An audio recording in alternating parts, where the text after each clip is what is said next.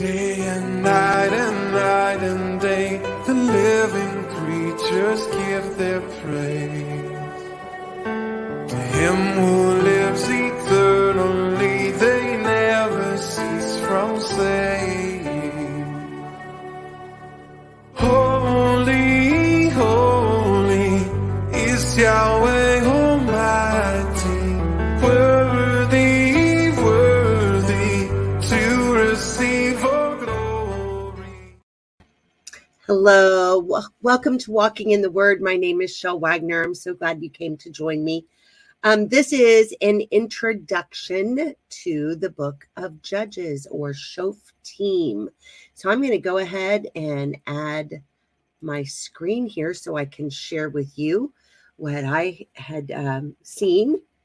Alrighty, so the book of Judges. So in the progression of things, you know, all the children of Yasharel, all the Hebrew, the Ivrim people had been delivered out of Egypt, out of Mitzrayim by Moshe, right? And then he passes the succession when it's time to take the promised land to Joshua, right? And so then what happens? Well, we see no specific leader is appointed by Joshua. Now we've got a time frame, like for the years of the book of Judges, that was somewhere between 340 to 410 years, somewhere in that, as I looked at several different scholars, biblical scholars, reckonings. Okay, that's what seems to be the consensus. So during this whole time frame, there was no king, there was no president, there was no prime minister, there was no ruling authority, right? There were what was called periodic judges. Now, I really like David Guzak and his commentaries, and I've been able to learn a lot from him. And I've put his website down here so you can see it. It's www.enduringword.com. And I saw this quote from him on his site concerning this book of Judges. He says, "These national deliverers were not elected. They didn't come to leadership through royal succession. They were specifically gifted by God for leadership in their times. And the people of God recognized and respected that gifting." Okay.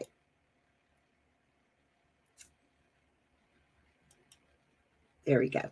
So I wanted to start just by reading this little thing, just because I think that this section from Judges 2, verses 8, I'm going through 13 on this slide, but I'm going a little further than that on the next. It really gives us a snapshot of what was happening and what the climate was like. It says, "And Yahusha, the son of Nun, the servant of yahuah, died." So that's Joshua. Joshua has now died, being 110 years old. "And they buried him in the border of his inheritance in Timnath Harek, in the Mount of Ephraim," right? He was from Ephraim, "on the north side of the hill Gaash. And also all that generation were gathered unto their fathers, and there arose another generation after them which knew not yahuah, nor yet the works which he had done for Yasharel." So it's talking about this whole other generation coming on the scene. And I don't know if, you're listening to me and you have children, but whatever it is that and you've learned, your children don't necessarily want to know or learn the same things, at least in my experience. All right. I think that's a pretty common theme. Okay, so what happens? They don't know Yah, right? It says, "And the children of Yasharel did evil in the sight of Yahuah and served Baalim." Okay, this is the plural form of Baal. Okay, "And they forsook Yahuah Elohai of their fathers, which brought them out of the land of Mitzrayim, and they followed other Elohim, of the Elohim of the people that were round about them." Okay, and we're gonna look at that in this introduction. "And bowed themselves unto them, and they provoked Yahuah to anger. They forsook Yahweh, they served Baal and Ashtaroth. Okay, so there's a big problem going on there, right? Now, picking back up, Judges 2:14 through 17. And the anger of Yahweh was hot against Yasharel, and he delivered them into the hands of the spoilers that spoiled them, and he sold them into the hands of their enemies round about, so that they could not any longer stand before their enemies. Whithersoever they went out, the hand of Yahweh was against them for evil, as Yahweh had said, and Yahweh had sworn 7 oaths unto them, and they were greatly distressed. Nevertheless, Yahweh raised up judges which delivered them out of the hand of those that spoiled them. And yet they would not hearken unto their judges, but they went a whoring after other Elohim and bowed themselves unto them. They turned quickly out of the way which their fathers walked in, obeying the commandments of Yahweh, but they did not so. Okay, so they weren't obeying the commandments. And every time a leader was raised up for them, they quickly then went along and did what was ever right in their own sight, right? So let's just look at this for a minute. This word judge, this is who had raised up. He raised up judges. When I looked at that in the verse, the word is shaphat. It is a sheen, a pay, and a mem. I put it here in the pictograph for you also. Sheen, pay, tet. I was looking at the modern, and the tet and the mem look very similar, especially when I've got it small. So, but it is a tet. Excuse me for that. Sheen, pei, tet, shaphat. All right. It is a primitive root word. The etymology is judge for the purpose of creating order and harmony. Okay. That is why these men and women were raised up at this time, or men and one woman, actually. So Yah's people, this is the background, Yah's people were then living in the promised land of Canaan. This is the land that the Canaanites had occupied and still did in many places. They were still there in pockets. They had not taken everything. They had gotten tribal rights, but some things they still needed to kick out of their land, right? They're still going to have to take the territory. So the Canaanite culture was full of immorality and idolatry. The number 40 is very prevalent when you see throughout the book of Judges. It's like a 40-year period someone would come in. This is the number that is represented by the letter mem in Hebrew. The pictograph for mem is right here. It looks like an up and down line because it represents water, okay? It's water. It's chaotic. It flows to the path of least resistance, okay? The book of Judges shows us a time that is sometimes confusing, difficult, and dark. For this reason, it is often neglected and regarded as the dark ages of Israel's history. This was another quote from David Guzik of EnduringWord.com. I just really liked what he had to say there, right? Because to me, it reminds me of the period that we're living in now. It is sometimes confusing, difficult, and dark, right? And it feels like sometimes the word of Yah is becoming more and more rare. Okay. So I found these points interesting concerning this book. There are 12 judges in the book. We've got Othniel, Ehud, Shamgar, Deborah, Gideon, Tola, Yair, Yhvh, Ibzan, Elon, Abdon, and Samson. All right. So the title judge can be misleading, especially when we're thinking from our viewpoint, modern America or England or just modern societies, right? We're thinking of somebody in their black robe sitting up behind the bench. Okay. Well, this is a completely different view of a judge. So the title judge is misleading to modern readers, as these leaders did not render judgments or settle disputes. Their basic function was to deliver the nation from their oppressors. Each judge was raised up by Yah at a specific time for a specific purpose, and then they kind of seemed to fade away from the scene. Regardless of gender or background, they were raised up to fill a need, to get the people's focus back on Yahuah so that he could give them victory over their oppressors. Okay. Now, I took some notes, and all the following notes come from a wonderful book that I have that is in my collection. You know, I pick them up all over the place, and this is one that ended up in my hands. It's an old book. It's called An Introduction to the Old Testament and Its Study. It's by Robert L. Cate. And so I really just, I didn't type it word for word, but all of this information comes from the background and the research that he did. So I wanted to read it to you. The overall theme of the book is that Yahuah's purposes will prevail. We see man's failure and Yah's long-suffering mercy and kindness towards us. Judges does not list an author. The book was most likely written during the days of the United Monarchy, David and Solomon's reign, or shortly thereafter. One theme that I would like to expound upon is the nature of the Canaanite religion that was still all around them, which repeatedly drew them into apostasy. Okay, so that was my notes, and now I'm getting started with the notes from the book. And I put it in a quote there so you could tell. Possibly related to the original demand that the Canaanites be destroyed, and certainly related to the constant problem which Israel had with apostasy, is the nature of the Canaanite religion itself. The details of the Canaanite religion are known because of the discovery and translation of a large number of clay tablets from ancient Ugarit, the modern Ras Shamra. Several hundred such tablets were found in northern Syria beginning in 1929. They date from the earlier part of the 14th century BC and set forth in ritual, myth, and epic the religion of Canaan.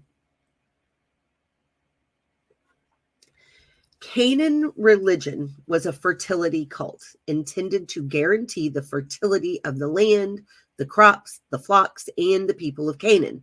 The Baals, or the lords, were the rulers of each of the various territories of the land and were worshipped upon the hilltops, the high places of the Old Testament. Baal worship was highly sexual in nature. The priests and priestesses were little more than sacred prostitutes, and worship involved having sexual intercourse at the high places in front of everyone, right? A public display. Such was supposed to ensure the fertility of everything about which the people were concerned. The appeal that such worship would have upon the physical lust of people is quite understandable. Okay, the Israelites were living in the midst of these people that were doing this. Okay, people are people. That we've got the sin nature in us. So what he's saying here, that physical lust, what you put your eyes on does lead you. Okay, this is why we have to be careful what we allow our eyes to fall upon, right? Because otherwise we can get entrapped by it. So he's right. It was quite understandable. All right. People of the ancient Near East believed their gods had control over a specific territory or a specific function. Thus, the Hebrews found it easy to believe that Yahuah was a god of the wilderness and or of victorious warfare. They also found it easy to believe that the Baals of Canaan knew more about successful agriculture and the specific needs of running farms in Canaan.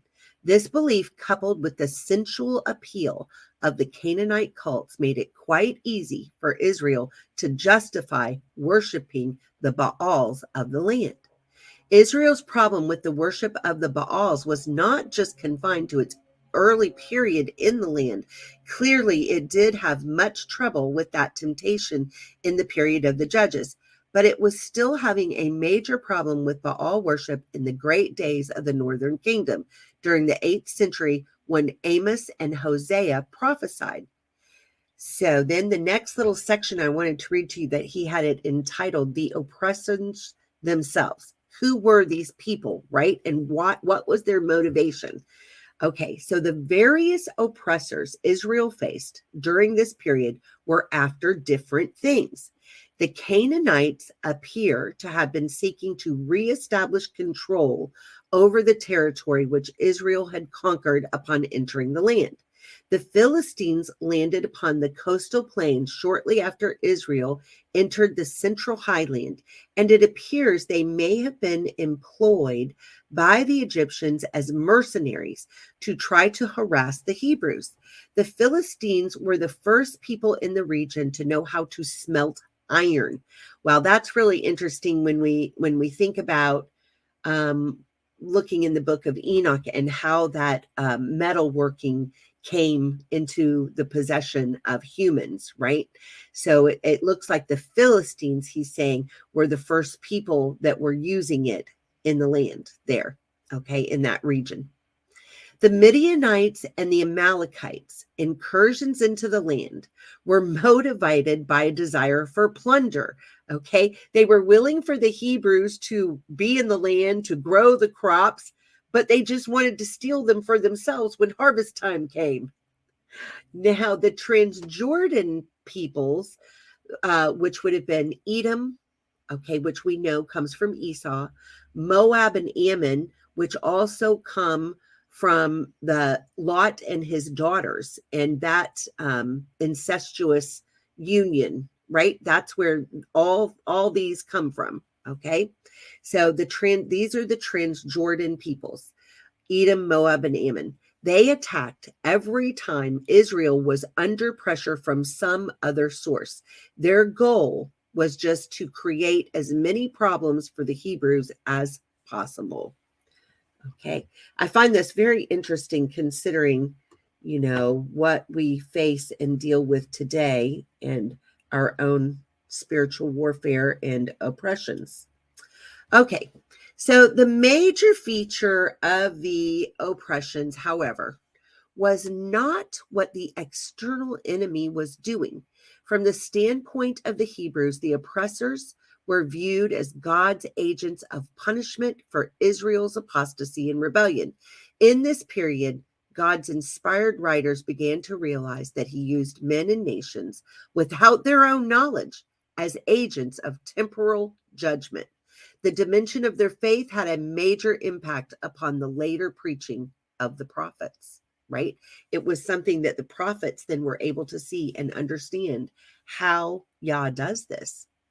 Okay, and one last issue in understanding the book of Judges has to do with the emotional impact which the inspired author created with his narratives.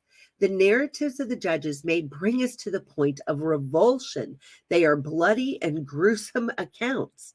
The story of Samson and Delilah truly repels the reader. The biblical author seems to have gone out of his way to create this emotional response on our part. Could it be that a message is contained in our emotional response? Just as God could accomplish something with someone or something so revolting, so he could ultimately accomplish his purposes with rebellious Israel. The message appears to be that in spite of Israel's actions, Yahuah is still sovereign. If God could use Samson, he could use Israel. If he could use Israel, he could use you and me. Alrighty. Well, the next installment, what I'm going to do is just read the book straight through. So I hope that you'll come back and join me for that. And I certainly hope that it is a blessing to you. Shalom. Day and night and day, the living creatures give their praise to him who lives eternally. They never cease from saying, holy, holy is Yahweh.